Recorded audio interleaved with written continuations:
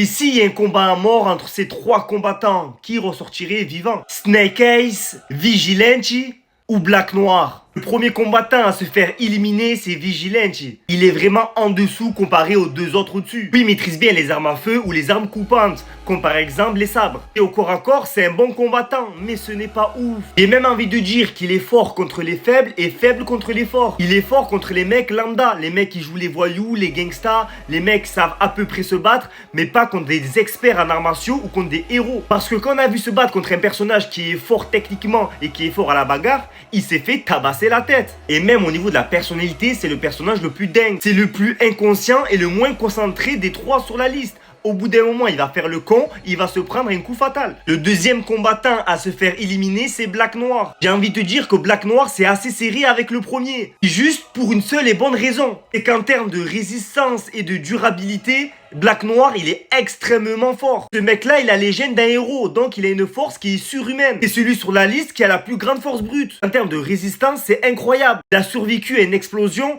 Il survit à des coups tranchants et même à des balles de pistolet. Ça lui fait des dégâts, mais il survit. Et même si avec tout ça, il est que deuxième, c'est pour une bonne et simple raison. C'est que celui qui est en première position le mange dans tous les autres domaines. Que ça soit au corps à corps, au niveau de l'exécution, de la vitesse ou de l'agilité. Je pense honnêtement que Black Noir va pas le toucher une seule fois du combat. Et même en termes d'intelligence de combat, celui en première position, il est vraiment trop loin. En première position, celui qui va ressortir vivant, c'est l'assassin Snake Ace. Snake Ace, il joue pas dans la même catégorie que ses deux coupis en dessous. En termes d'armes, c'est lui qui a la meilleure maîtrise, c'est lui qui a la meilleure précision avec des armes à feu.